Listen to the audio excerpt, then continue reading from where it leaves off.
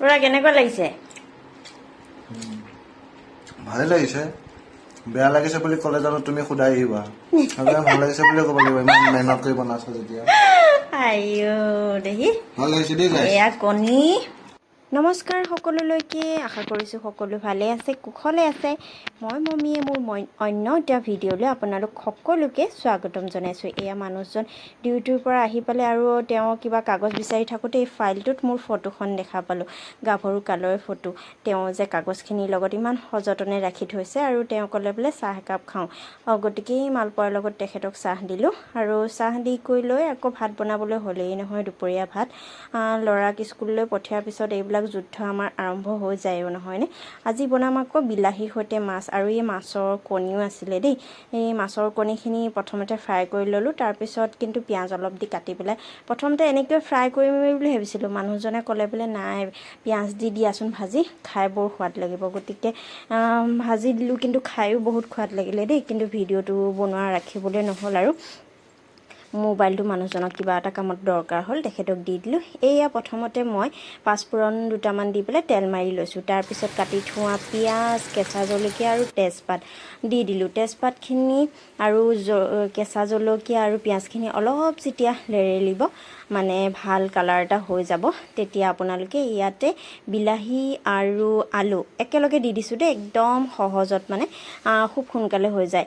আৰু গোটেইখিনি একেলগে দি নিমখ দিলোঁ, হালধি দিলোঁ, তাৰপিছত ভালদৰে লৰাই পেলাই ঢাকন মাৰি দিব লাগে। আৰু ঢাকন মাৰি দিয়াৰ পিছতে মই আকৌ এইবিলাক বস্তু বাহিনীখিনিও সামৰি লৈছোঁ দেই, নহ'লে মানে বৰ দিগদাৰ, খেলি মেলি হৈ থকা নিচিনা লাগে। এয়া মই একদম ছাইডত থৈ লৈছোঁ আৰু মানে ওচৰতে পাওঁ যে, ভাত বনাই থাকিলে মই ওচৰতে থৈ লওঁ, তাৰপিছতহে বেলেগত থৈ দিওঁ।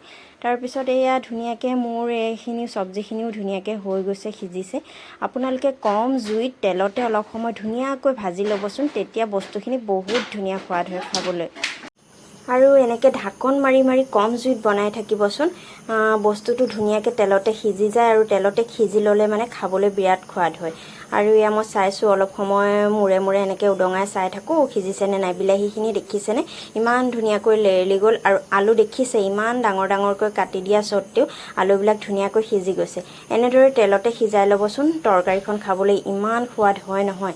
তাৰপিছত এইখিনি যেতিয়া সিজি গ'ল, তাৰপিছত আপুনি পানী ঢালি দিব। আৰু পানী ঢালি দিয়াৰ পিছতে অকণ অকণ উতল আহোঁতে এয়া আদা নহৰু পিচি থৈছিলোঁ সেইখিনি দি দিছোঁ। আৰু সকলোৱে জানে, সকলোৱে দিয়ে হয়নে। তাৰপিছত এয়া আকৌ ফ্ৰাই কৰি থোৱা মাছ কেইপিচ দি দিছোঁ। মানে এনেকৈ দিলে তৰকাৰীখন বিৰাট সোৱাদ হয়। আৰু এইফালে জলকীয়া আৰু মছলা অকণমান থৈ দিছোঁ। ল'ৰাই মানে মছলা দিলে খাই একেবাৰে বেয়া পায়। এয়া ভক ভককৈ উতলিছে দেখিছেনে, তৰকাৰীখন ইমান ধুনীয়াকৈ, আৰু কালাৰটো চাওকচোন বৰ ধুনীয়া হৈছে। আৰু এনেকৈ বনালে আমাৰ ল'ৰাটোৱে খাই বিৰাটেই ভাল পায়।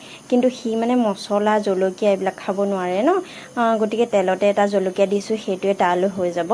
আৰু তালৈ অলপ কাঢ়ি থোৱাৰ পিছত এয়া আমাৰ তৰকাৰীখন, আৰু তালৈ এয়া কাঢ়ি থৈ দিছোঁ মছলা নিদিয়াকৈ। তাক আদা নহৰু দিয়ে খুৱাওঁ, সি তেনেকৈ ভাল পায়, মছলা দিলে অলপ বেয়া পায় খাই। ইফালে ধুনীয়াকৈ আমাৰ তৰকাৰীখনো হৈ গ'ল। আৰু এইফালে মান ধনিয়া বুলি কয়, মান ধনিয়া কেইটামান ছটিয়াই দিলোঁ। তৰকাৰীখন হৈ যোৱাৰ পিছত অলপ দি দিলে ইমান ধুনীয়া লাগে নহয়নে, গোন্ধটোতে যে খাওঁ খাওঁ লাগে। আৰু এইফালে আৰু গোটেইখিনি কাম হৈ যোৱাৰ পিছত মানে বাচনবিলাক ওলাই নহয়, ইফালে চাহ খোৱা বাচন, ইফালে আকৌ এয়া ভাত বনোৱা বাচন। আৰু মই সকলোবোৰ কাম একে নিয়াৰিকৈ কৰি ল'লেহে ভাল পাওঁ। তাৰপিছত বাচনখিনি ধুই ল'লোঁ আৰু এয়া মানুহজনক ভাত দিলোঁ। আৰু তেওঁ যে মোক জোকাই আছে দেই খাই একদম